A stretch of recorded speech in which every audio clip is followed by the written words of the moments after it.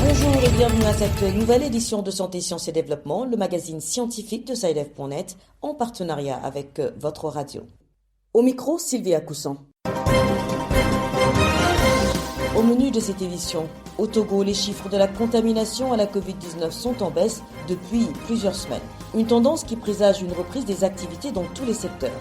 Mais les autorités sanitaires recommandent la vigilance. En Guinée, une campagne de vaccination contre la rage a été lancée dans la commune de Nzérékoré suite à l'enregistrement de plusieurs cas de morsures de chiens. L'invité de la semaine est René Baïli, directeur exécutif du réseau des jeunes sahéliens pour le climat au Burkina Faso. Dans l'interview qu'il nous a accordée, il parle des actions du réseau et de ses attentes vis-à-vis de la COP26 actuellement en cours. Comment reconnaît-on la dépression? Quelles sont les méthodes pour y faire face? Des éléments de réponse dans la rubrique Les Échos. Et puis la note de fin, comme de coutume, ce sera avec l'agenda scientifique de la semaine.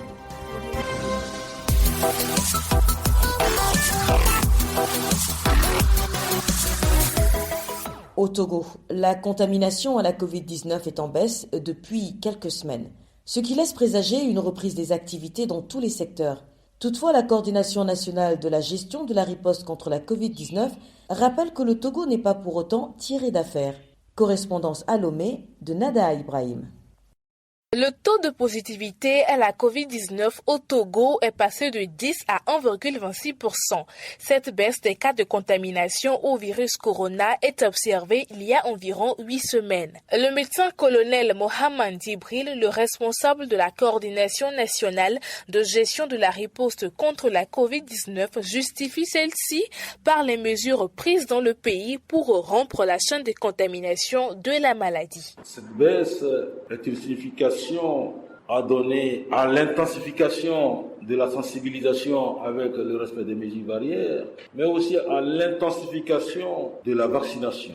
Mais toujours, nous devons rappeler que le contrôle se poursuit avec la force GMS pour le respect des règles édictées par le gouvernement. La baisse continue, mais ce n'est pas du tout le signe d'une fin de pandémie. C'est plutôt une invitation à un regain de prudence. Les activités pourraient reprendre bientôt dans le pays. Mohamed Djibril rappelle que chaque secteur est appelé à proposer des pistes de démarrage de ces activités tout en tenant compte de la situation sanitaire. Cette reprise d'activité dans tous les domaines doit commencer par se préparer. Les secteurs connaissent leur activité, ils doivent s'organiser pour éviter la contamination dans leur activité et reprendre leur activité. La campagne de vaccination se poursuit dans tout le pays et environ 1 500 000 Togolais ont reçu au moins une dose de vaccin. Nada Ibrahim, Lomé pour Santé, Sciences et Développement. En Guinée, suite à de nombreux cas de morsures de chiens enregistrés dans la commune de Nzérékoré au cours des 10 derniers mois, une campagne de vaccination contre la rage a été lancée.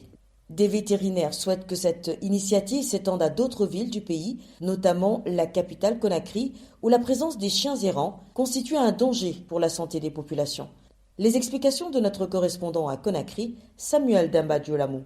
Des chiens errants qui envahissent les rues de la capitale guinéenne, le phénomène prend de plus en plus de l'ampleur et inquiète les populations, explique Mamadouba Kanté, responsable vétérinaire de la commune de Matoto. Quand nous voyons la superficie de Conakry aujourd'hui, je peux dire le nombre de chiens est plus élevé que la population guinéenne, parce que tu trouves dans chaque rond-point au moins 50 chiens abandonnés ou qui sillonnent le long des routes. Ils n'ont pas de propriétaire. La cohabitation entre ces chiens, pour la plupart porteurs de virus de la rage, et les populations reste un véritable danger pour la santé humaine, relève le vétérinaire. Selon les rapports médicaux des services de sa circonscription, une dizaine de cas de morsures est enregistrée chaque mois. Pour Mamadouba Kanté, la prise en charge des victimes doit être immédiate pour éviter toute complication.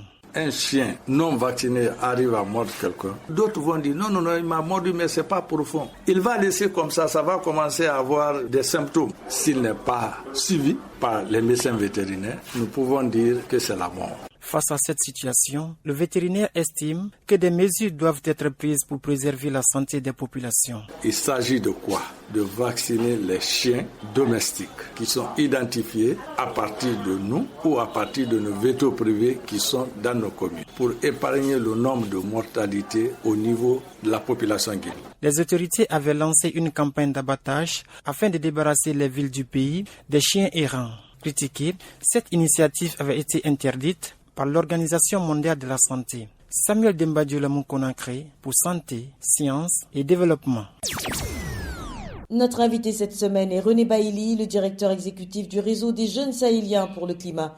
Cette organisation de la société civile milite pour la préservation du climat et lutte contre la désertification au Burkina Faso. Dans cette interview accordée à notre correspondant à Ouagadougou, Abdelaziz Nabaloum, René Bailly parle des actions du réseau et de ses attentes vis-à-vis de la COP26 qui se tient en ce moment à Glasgow en Écosse.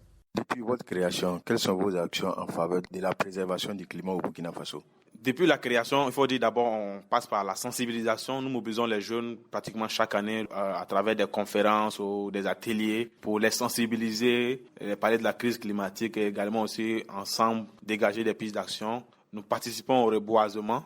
Nous sommes un pays sahélien, sachant qu'également les arbres contribuent à séquestrer le carbone que nous produisons. Nous sommes membres de la coalition nationale des OSC pour la promotion des énergies renouvelables, CNPDR, qui est pilotée par CS Burkina Faso.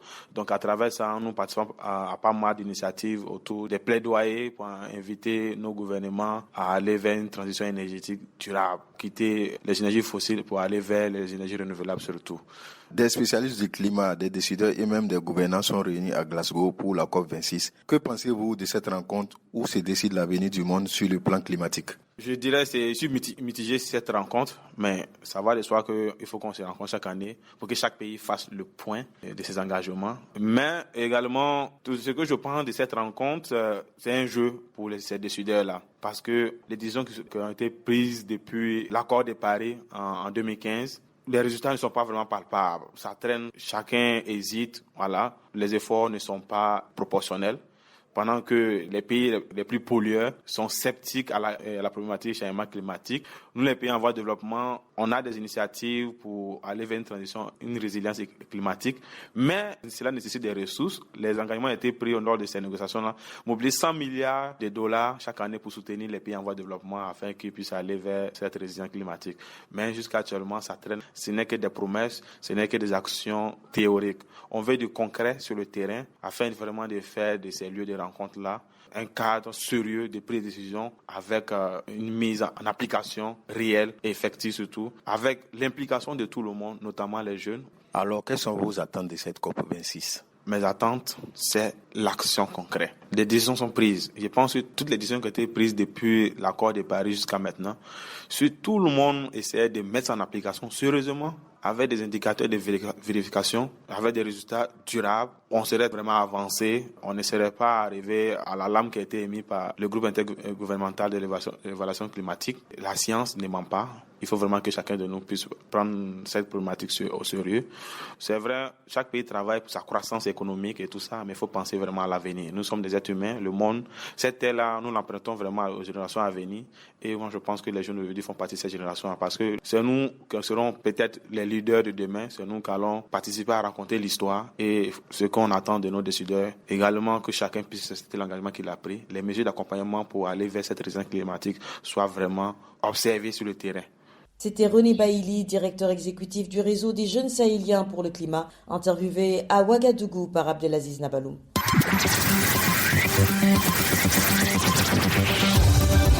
Kesako, qu'est-ce que c'est? Vos questions à la rédaction, les réponses de nos experts. Notre question cette semaine vient de la Côte d'Ivoire, je vous propose de l'écouter. Bonjour Saïda.net, je suis Bintou Yolande, étudiante à l'université Alassane Ouattara de Bouaké en Côte d'Ivoire. Je voudrais savoir comment l'on reconnaît la dépression et les méthodes pour y faire face. Merci. Mettons le cap sur Abidjan où notre correspondant Isiaka Nguessan est en ligne. Bonjour Isiaka. Bonjour Sylvie. La dépression, on n'en parle pas beaucoup sur le continent africain et pourtant bien des gens en sont affectés. Alors, quelles sont les réponses que vous avez pu obtenir à la préoccupation de notre auditrice? Parfaitement Sylvie, la dépression dont on ne parle pas assez en Côte d'Ivoire et en Afrique. touche bien de personnes. Pour donc en savoir plus sur le mal, SciDev.net a eu recours au professeur Antoine Tako, professeur de neurobiologie et neuropsychologie au laboratoire de biologie et santé de l'UFR Biosciences de l'université Félix Houphouët-Boigny, c'est à Abidjan. Pour pouvoir parler de dépression, dans notre jargon, on préfère à maladie le terme de trouble. Il faut 3 éléments. Premier élément, il faut que ces perturbations de l'humeur soient multiples et bien caractérisées. Deuxième élément, il faut qu'elles se manifestent de façon quasi permanente pendant une période supérieure à 2 semaines. Troisième et dernier élément, il faut qu'elles entraînent une gêne importante dans un ou plusieurs domaines de la vie quotidienne. Exemple, la difficulté ou une incapacité de se lever le matin, d'aller au travail, de faire ses courses, etc. Quels sont les signes de la dépression? Il y en a plusieurs. Le premier signe, c'est la tristesse. C'est ce que nous appelons l'humeur déprimée presque toute la journée. Mais attention, chez les adolescents et les enfants, on peut observer à la place de la tristesse une irritabilité. Deuxième signe, c'est une absence d'intérêt ou un manque d'intérêt ou de plaisir pour la quasi-totalité des activités quotidiennes. On a envie de rien faire. On a goût à rien. Troisième symptôme, c'est une insomnie, donc manque de sommeil, ou une hypersomnie, sommeil excessif. On observe une agitation des mains, une torsion des mains, et plus tard, une lenteur des mouvements et même de la parole. Mais ce qui est le plus remarquable comme signe, c'est la fatigue excessive et la perte d'énergie. Et cette fatigue intense n'est liée à aucune activité particulière. Autre signe, c'est le sentiment excessif d'inutilité et de culpabilité. On ne sert à rien, on culpabilise même de vivre. Avant-dernier signe, c'est l'indécision ou la difficulté à penser et à se concentrer. Et enfin, des idées récurrentes de suicide, des pensées noires qu'on appelle les pensées morbides. Une personne est considérée comme souffrant de dépression quand elle présente au moins 5 des symptômes que je viens de citer, presque tous les jours pendant au moins 2 semaines. Comment alors aider une personne dépressive? Premièrement, il faut prendre la maladie de la dépression très au sérieux. Il faut éviter de culpabiliser la personne dépressive. Il faut que l'entourage de la personne dépressive soit positif. Il faut avoir le courage d'évoquer les idées de suicide, en parler avec la personne dépressive. La nier et l'occulter n'est pas la bonne attitude. Et il faut surtout aider la personne dépressive à consulter qui? Un médecin, un psychiatre, un psychologue. Parce que quand vous ne le faites pas, la dépression devient une souffrance pour l'entourage et pour les proches. C'était Antoine Tako, professeur de neurobiologie et neuropsychologie à l'université Félix Houphouët-Boigny d'Abidjan. Il était au micro d'Issiaka Nguesson. Si vous aussi souhaitez nous adresser une question, une seule chose à faire, appelez, écrivez ou laissez un message vocal au numéro WhatsApp suivant, le +221 77 846 54 34. Je répète, le +221 77 846 54 34. Votre question, vous pouvez aussi nous l'envoyer par email. L'adresse email, c'est celle-ci, podcast@scidev.net. Podcast s'écrit PODCAST et SciDev s'écrit SCIDEV. Je répète, podcast@scidev.net. Vos questions et commentaires sont attendus à ces différentes adresses à tout moment de la journée. L'agenda. Place à Virgile Aissou avec qui nous allons feuilleter l'agenda scientifique de la semaine. Bonjour Virgile. Bonjour Sylvie, bonjour chers auditeurs. Quels sont donc les événements scientifiques à retenir cette semaine?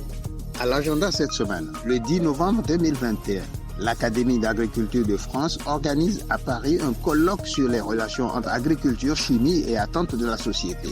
L'urgence de nos jours est de développer une agriculture raisonnée qui préserve la biodiversité et qui consomme le minimum d'énergie envisageable. Pour produire mieux et plus, il faut développer la recherche et l'innovation technologique. Le 10 novembre, c'est aussi la journée mondiale de la science au service de la paix et du développement.